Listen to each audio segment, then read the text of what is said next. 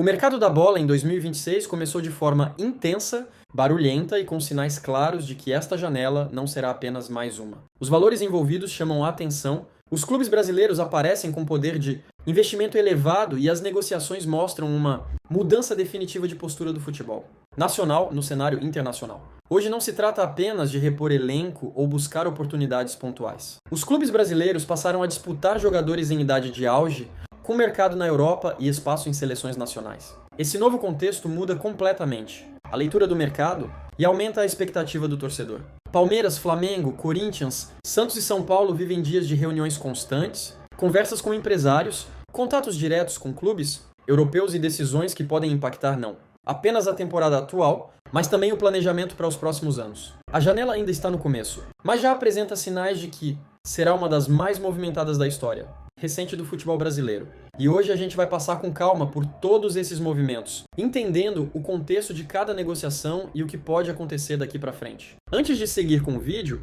já deixa o like porque isso ajuda muito o canal a crescer e a alcançar mais gente que gosta de futebol. Se inscreve aqui no canal também para ficar sempre ligado nas principais notícias do futebol brasileiro e internacional. O like e a inscrição fazem muita diferença, de verdade, e fortalecem demais o nosso trabalho aqui no canal.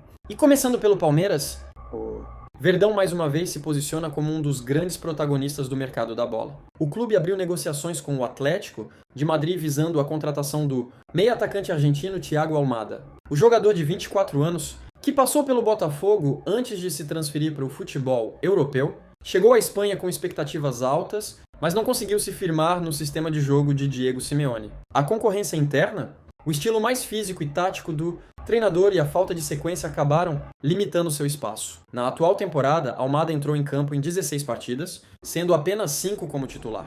Foram 2 gols marcados e uma assistência, números considerados baixos para um atleta que chegou como investimento relevante. A baixa minutagem fez o Atlético de Madrid reavaliar o planejamento e colocar o jogador no mercado, abrindo espaço para uma negociação ainda nesta janela. O Palmeiras, atento a esse cenário, se movimentou rapidamente para apresentar uma proposta oficial. A oferta do clube paulista gira em torno de 20 milhões de euros, valor pedido pelo Atlético para negociar 50% dos direitos econômicos do jogador. A proposta foi considerada aceitável pelo clube espanhol, que agora analisa os detalhes e os próximos passos da negociação. Do lado de Almada, existe um interesse claro em ganhar protagonismo novamente, ter sequência como titular e voltar a ser peça central de um projeto esportivo. Pensando na Copa do Mundo de 2026, a minutagem em campo pesa muito na decisão do jogador. A possível chegada de Almada não representa apenas uma contratação de impacto, mas também uma mensagem clara do Palmeiras ao mercado. O clube mostra que está disposto a investir pesado em jogadores jovens, com potencial de revenda e capacidade de elevar o nível técnico imediato do elenco. E o Verdão não parou por aí. Além do argentino, o Palmeiras também negocia a contratação de João Arias, atualmente no Wolverhampton. Arias teve uma passagem extremamente marcante pelo Fluminense, onde foi protagonista, decisivo em jogos grandes e peça fundamental em conquistas importantes. A transferência para a Premier League aconteceu em uma operação de 22 milhões de euros, mas o cenário encontrado na Inglaterra não foi favorável. O Wolverhampton vive uma crise técnica profunda, ocupa posições perigosas na tabela e apresenta um futebol coletivo instável, o que dificulta qualquer adaptação individual. Esse contexto faz com que Arias perca visibilidade e protagonismo, algo que pesa para um jogador que também sonha em manter espaço na seleção colombiana. O Palmeiras monitora a situação há semanas e entende que o momento pode ser estratégico para tentar repatriar um atleta já adaptado ao futebol brasileiro, ao calendário pesado e à pressão por resultados imediatos. Enquanto busca reforços de peso, o Palmeiras mantém postura firme em relação às saídas. O Napoli apresentou uma proposta considerada robusta por Alan, na casa dos 35 milhões de euros mais bônus, mas o Verdão recusou sem abrir negociação. Internamente, o clube entende que Alan é o maior ativo do elenco neste início de temporada e peça central do projeto esportivo. Além disso, houve incômodo com a postura do Grêmio, que tentou contato direto com representantes do goleiro Everton. O Palmeiras não tem intenção de liberar o atleta neste momento e só abriria conversas diante de uma oferta completamente fora do padrão praticado no mercado brasileiro. No Flamengo, o mercado é tratado com ambição, mas também com muito controle e cautela. O nome que voltou a circular com força nos bastidores da Gávea é o de Richarlison.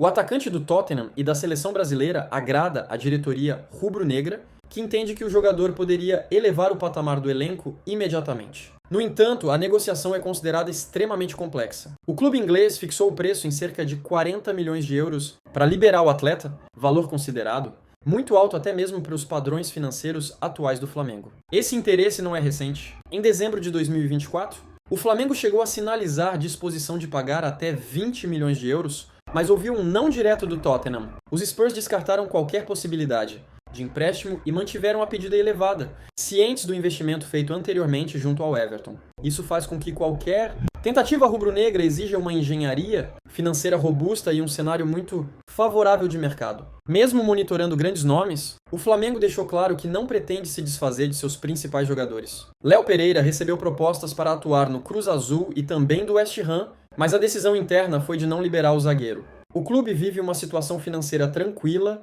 e entende que não precisa vender seus pilares neste momento. Além disso, o Flamengo demonstra interesse em Marcos Antônio, do São Paulo, tentando envolvê-lo em uma negociação por Alan, que também está na mira do tricolor. O rubro-negro ainda está próximo de fechar a contratação do goleiro Andrew, do Gil Vicente, aguardando apenas detalhes finais para a liberação imediata. O Corinthians entrou de vez no mercado após a saída de Maicon. A diretoria definiu a contratação de um meio-campista como prioridade absoluta nessa janela. Por isso, Ney Timão entrou na disputa com o São Paulo pela contratação de Alan, do Flamengo buscando um empréstimo.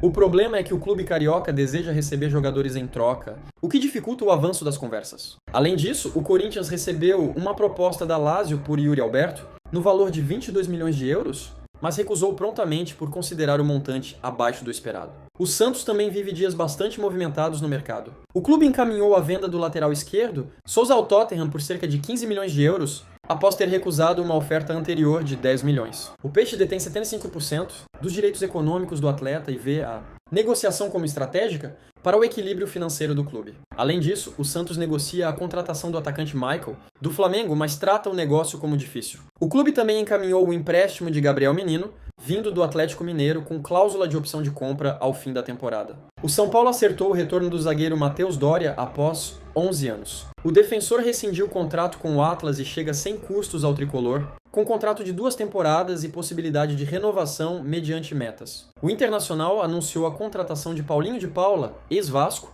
e também encaminhou o empréstimo do zagueiro Félix Torres junto ao Corinthians, com opção de compra prevista em contrato. No cenário internacional, o Manchester City voltou a fazer contatos por Wesley, lateral direito que se destacou rapidamente na Roma. Em apenas 4 meses na Europa, o jogador soma 21 jogos e 3 gols, chamando a atenção de grandes clubes do continente. A expectativa é de que uma proposta seja apresentada ainda nesta janela, embora a Roma não queira negociar antes da Copa. Bayern de Munique e Borussia Dortmund monitoram Ryan, atacante do Vasco. O goleiro Bento deixou o Al Nassr e acertou com o Genoa por empréstimo com opção de compra. Tudo isso mostra como o mercado da bola em 2026 está extremamente aquecido, com clubes brasileiros cada vez mais protagonistas, recusando propostas milionárias e disputando jogadores em nível internacional. E essa janela ainda promete muitas reviravoltas, novas bombas e decisões que podem mudar o rumo da temporada. E para fechar o vídeo, se você gostou do conteúdo, deixa o like porque isso ajuda muito o canal. Se inscreve aqui para ficar ligado em todas as notícias do futebol, ativa o sininho e não perde nada do mercado da bola. O seu apoio faz toda a diferença.